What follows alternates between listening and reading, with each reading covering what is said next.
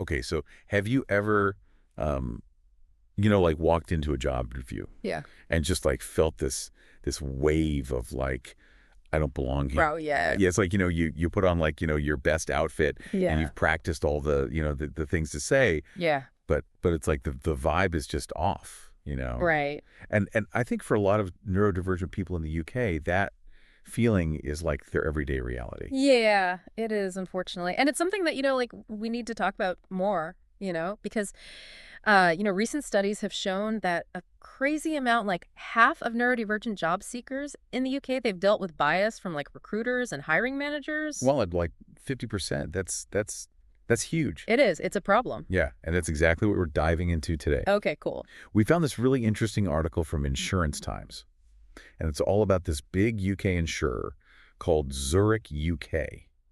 And they're doing something totally different. Different how? So starting in 2025, they're going to be offering neurodiversity assessments to all their employees, Wow, okay. which is pretty cool on its own. Yeah. But Yeah. get this, they're not just offering it to employees, they're also extending it to like their children and partners if they're covered by the healthcare plan. Oh, wow. So they're really trying to understand and support neurodiversity, not just at work, but like in their employees' lives too. Exactly. It's like a whole new level of commitment. Yeah. But I'm curious, why are these assessments such a big deal? Like, it's not like getting a diagnosis magically changes who you are. Right. Right. A diagnosis doesn't like fundamentally change you, but it gives you a way to understand how you think and interact with the world. Okay. And for a lot of neurodivergent people, a diagnosis can be like a huge relief. Yeah. It helps them understand why they might have a tough time in a typical work environment. So it's like finally having the words to explain your experiences Yeah. and ask for what you need. Exactly. And when neurodivergent people feel understood and supported, they can really shine.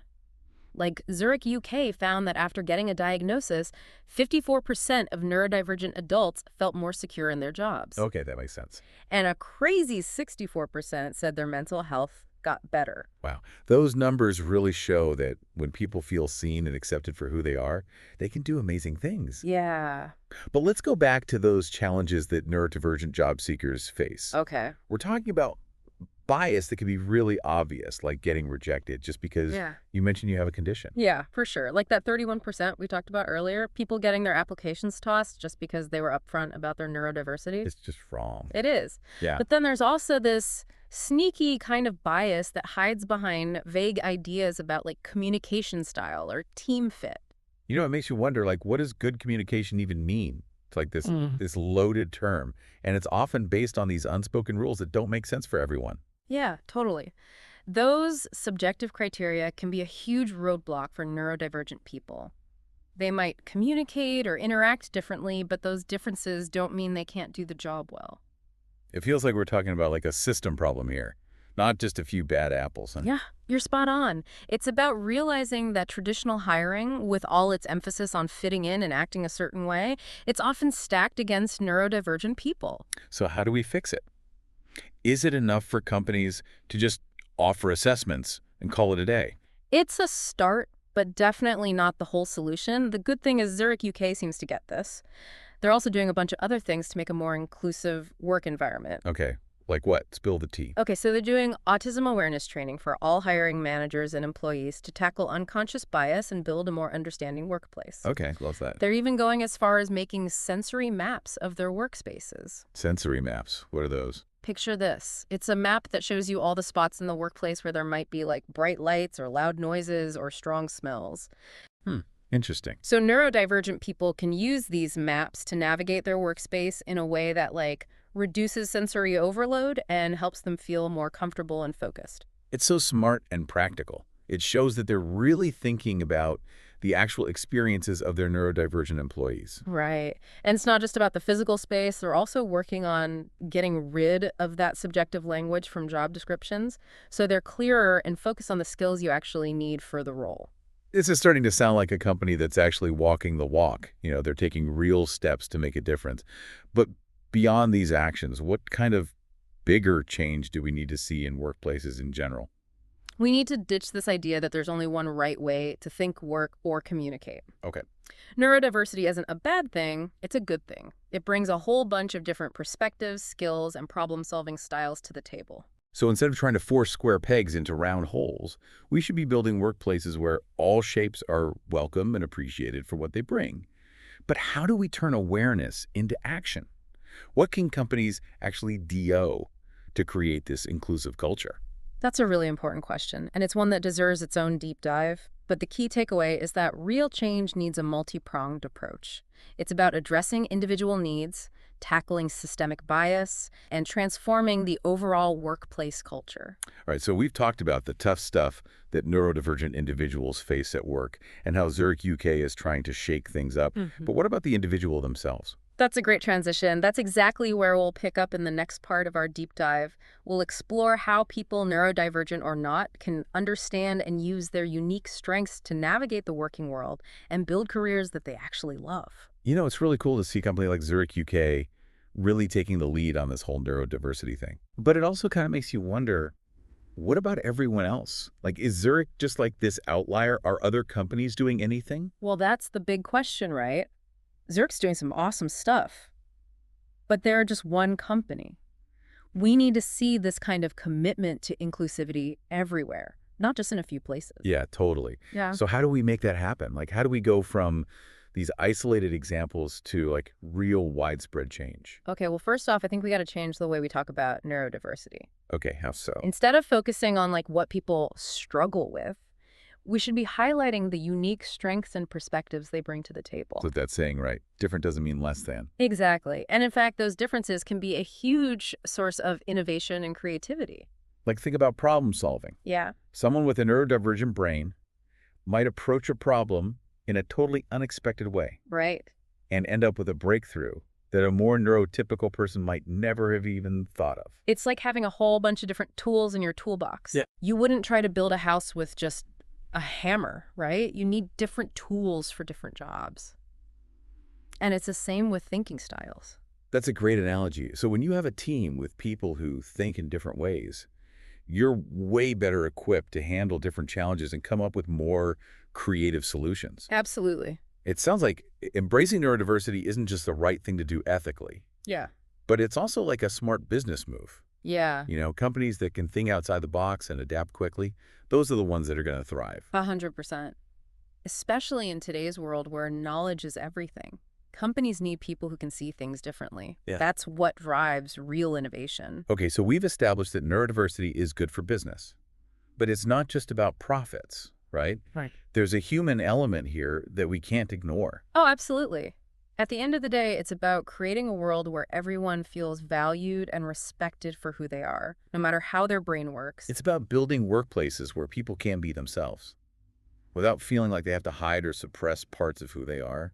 Exactly.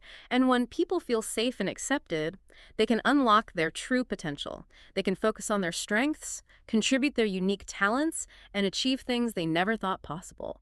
That brings us back to those statistics about neurodivergent job seekers facing bias and discrimination. It's heartbreaking, you know. How do we break down those barriers and create a truly level playing field? It's a tough one, and it needs a multifaceted approach. We have to educate hiring managers about neurodiversity and unconscious bias.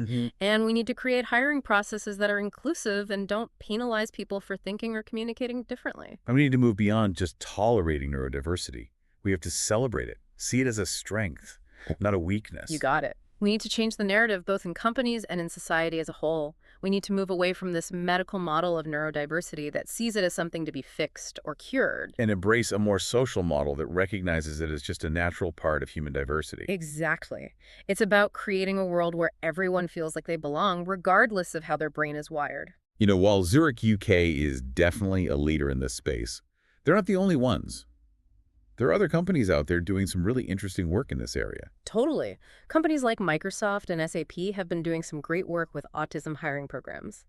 They recognize the amazing talents and skills that autistic individuals bring to the table. And there are tons of smaller businesses and startups that are quietly embracing neurodiversity and seeing the benefits. It's definitely a growing movement, which is super encouraging, but we can't get complacent. There's still a long way to go before we have a truly inclusive and equitable workplace for everyone. So where do we go from here? What are some concrete things that companies can do to move beyond awareness and into action?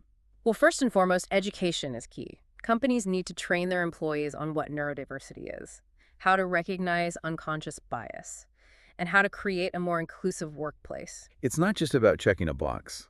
It's about building a culture where people feel comfortable being themselves and asking for what they need to be successful. You nailed it. And that takes open communication and a willingness to challenge the status quo.